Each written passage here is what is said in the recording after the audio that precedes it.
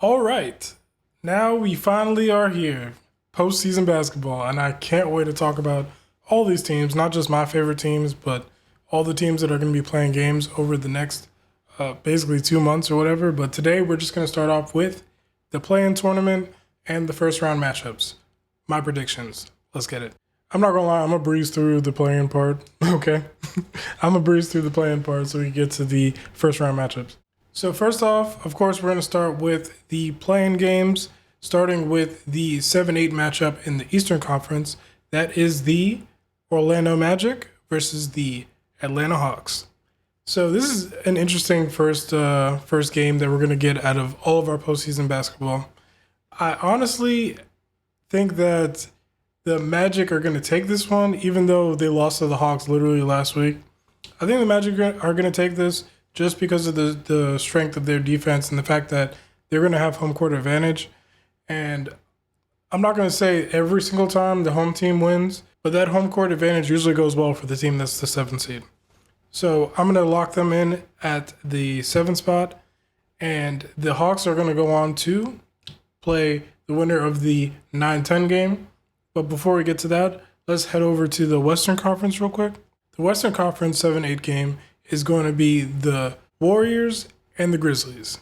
And this one is going to be really fun. It's funny because I know that the Warriors are going to go especially hard because they already got knocked out of the playoffs one time by the Grizzlies in the play-in situation. So I'm sure that they're really not trying to repeat that situation.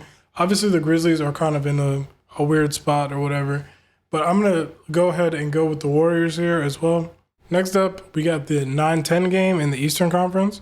So in the 9-10 game in the Eastern Conference, we have the Chicago Bulls hosting, and the Miami Heat will be on the road trying to get a chance at that 8th spot. In this game, which is funny because it feels like these two teams play each other every year in the play-in, but I don't know. I'll fact check at some point and see how many years that actually has been. But as far as this is concerned, I really feel like the Bulls are going to take this because they just been on a heater for like the second half of the season and whatnot. Funny enough, the Heat have kind of been on a heater as well, no pun, ever since they played Jimmy Butler.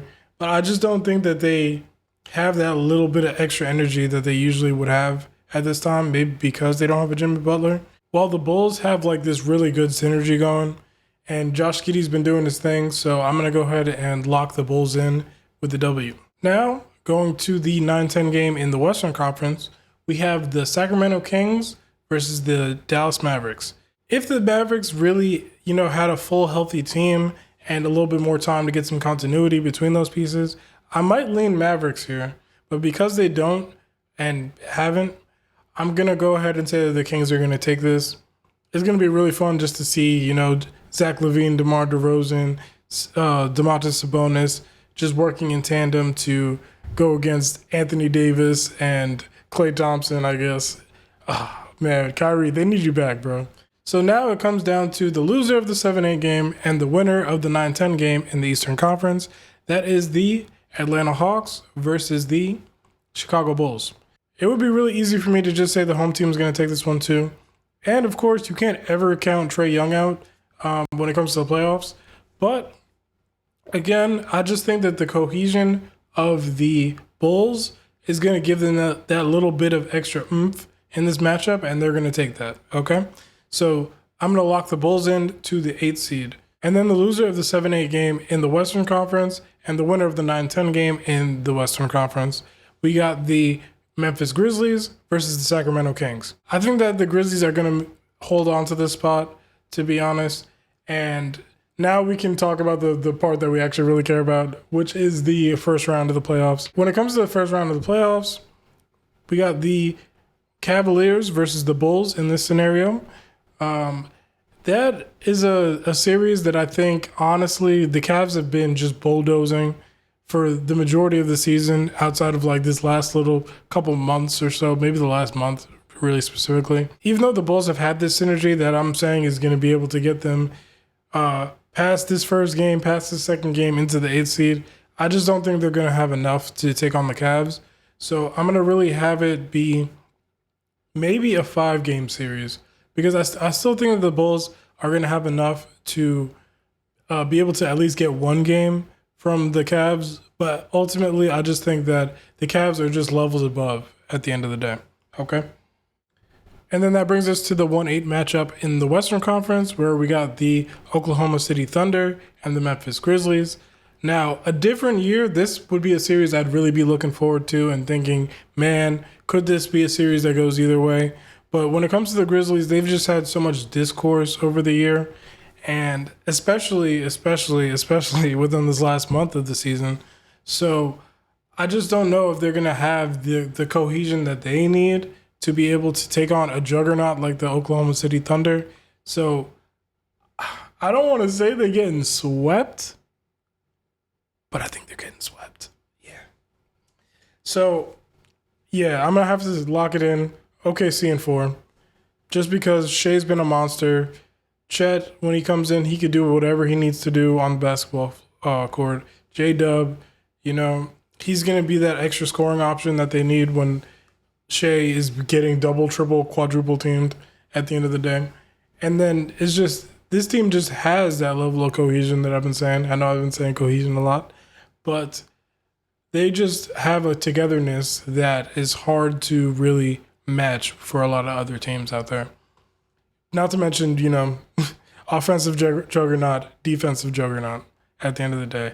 While the Grizzlies are mainly going to be able to lean into their defense probably, but at the same time, I don't know if the offense is going to work the way that they want it to work against a team like the Oklahoma City Thunder.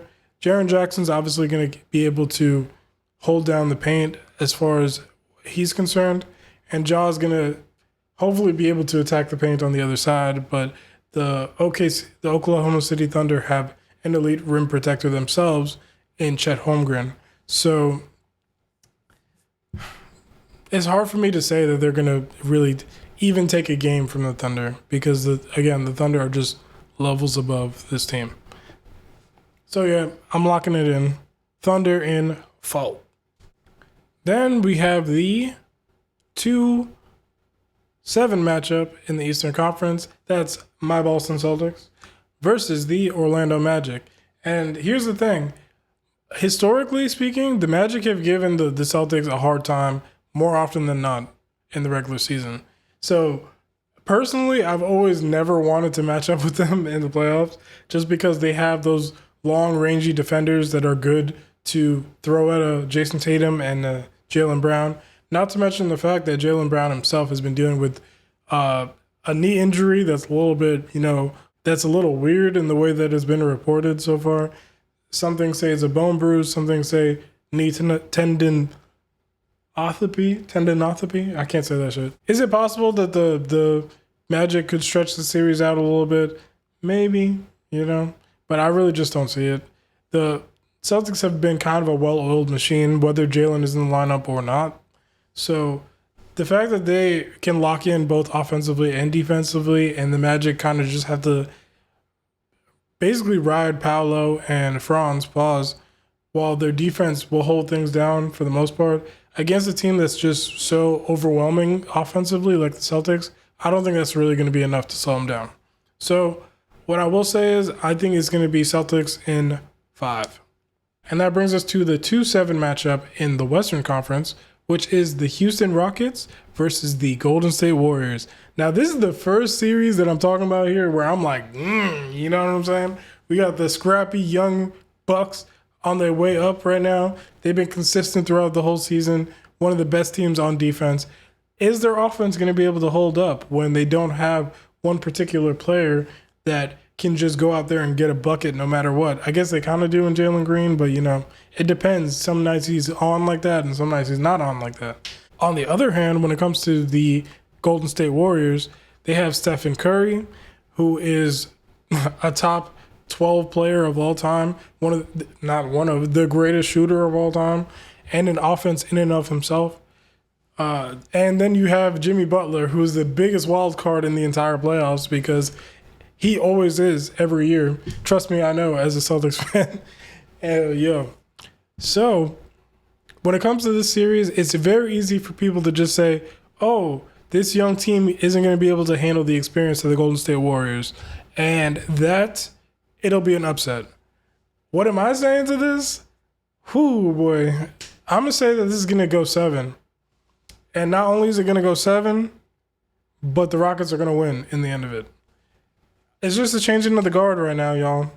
Do I think that it's just completely over for the Warriors? No. But I just don't think that this is the matchup for them specifically. I just feel like when the Rockets go to their double big lineup, they're really effective with it, unlike other teams.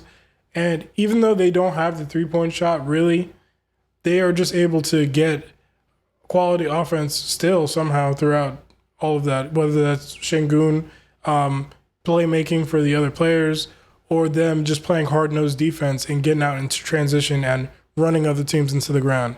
Do I think that a team like the Warriors, with all their pretty older veterans that have gone through injuries and all these other things, are going to be able to maintain that pace with these up-and-coming Rockets? I don't, okay? I don't. But it's hard to ever not bet on Steph Curry or Jimmy Butler. So it almost feels like a hot take to say that the 2 seed is going to win in this series, but I have the Rockets in 7.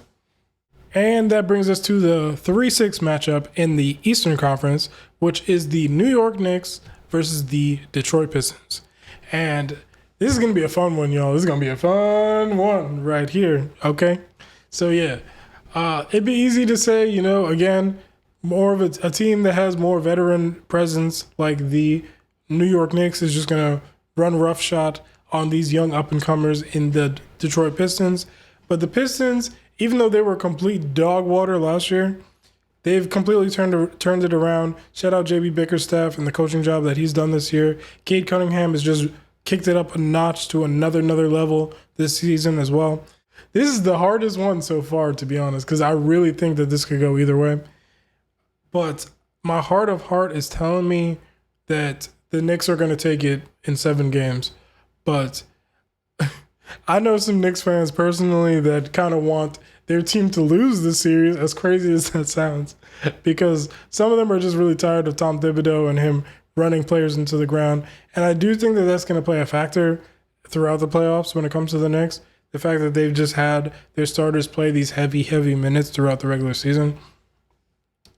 But as far as the coaching matchup is concerned, would you give the edge to a JB Bickerstaff or Tom Thibodeau in this? I think it's pretty even in that case.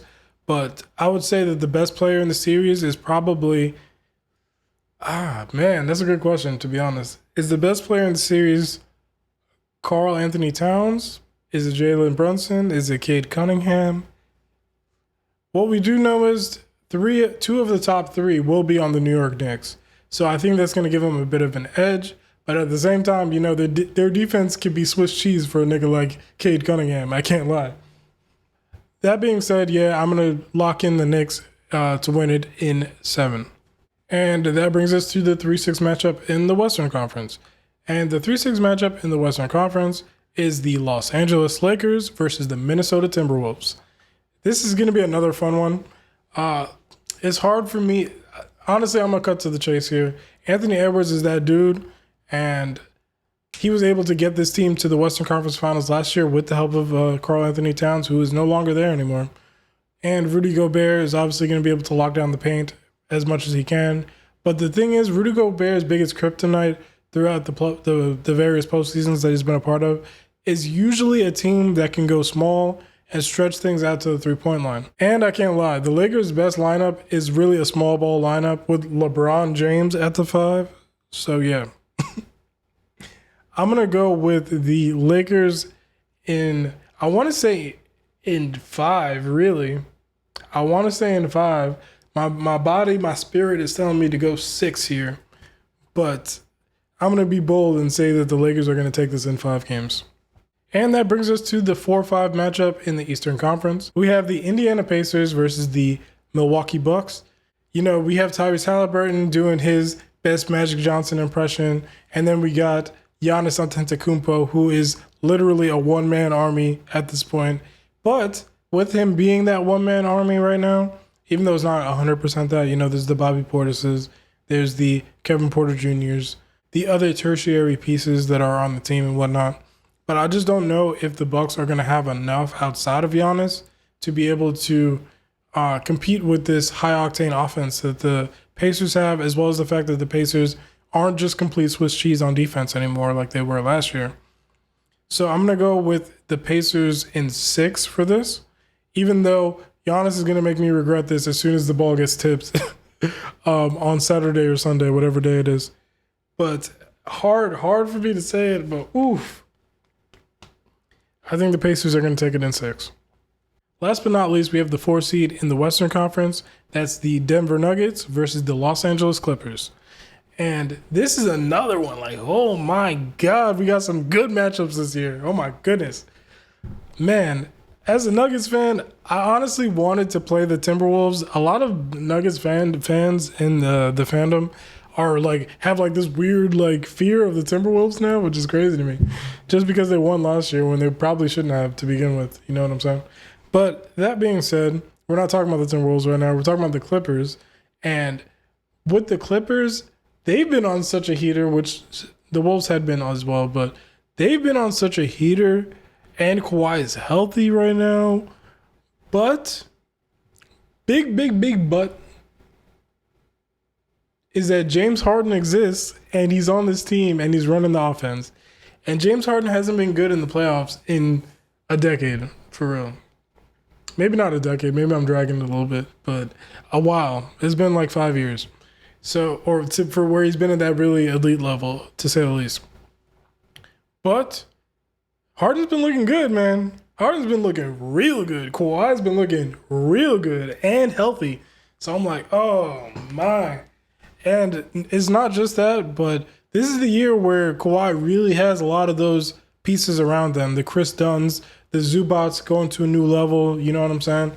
So it's hard for me to say this because, you know, I love the Nuggets, but I think that the Clippers are going to win this just because, you know, the Nuggets have had all this discourse. They have had a resurgence maybe because of it, and maybe, you know, having a fresh face on the sideline will help them in a way, you know what I'm saying?